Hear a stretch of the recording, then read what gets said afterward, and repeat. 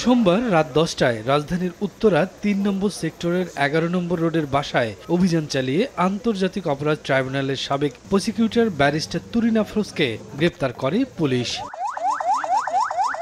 পরে রাত ১২টার দিকে তাকে উত্তরা পশ্চিম থানায় নিয়ে যাওয়া হয়। পুলিশ জানায়, ব্যারিস্টার তুরিন আফরোজের বিরুদ্ধে উত্তরা ও নীলফামারীতে বেশ কয়েকটি মামলা রয়েছে। তবে তাকে উত্তরা পশ্চিম থানায় বৈষম্য বিরোধী আন্দোলনে শিক্ষার্থী আব্দুল জব্বার হত্যাচেষ্টা মামলায় গ্রেপ্তার করা হয়। তার বিরুদ্ধে আমাদের পশ্চিম থানায় একটি মামলা রয়েছে। সেটি মামলা হচ্ছে মামলা নম্বর ৫৭।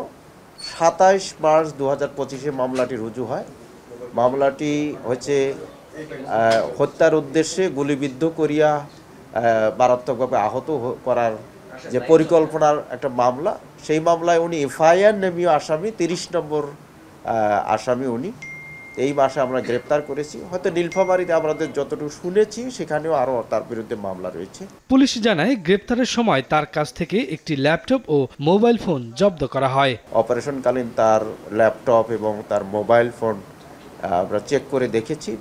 দেখে আমাদের তার মোবাইলে, তার ফেসবুকে অনেকগুলো সরকার বিরোধী অনেক প্রচারণা রয়েছে। সেই বিষয়ে আমরা ঊর্ধ্বতন কর্তৃপক্ষের সাথে কথা বলে পরবর্তীতে এই বিষয়ে কি আইনি ব্যবস্থা নেওয়া যায় সেটা আমরা গ্রহণ করব। ব্যারিস্টার তুরিন আফরোজ আন্তর্জাতিক অপরাধ ট্রাইব্যুনালের প্রসিকিউটর ছিলেন। মঙ্গলবার তাকে আদালতে পাঠানো হবে বলে জানিয়েছে পুলিশ।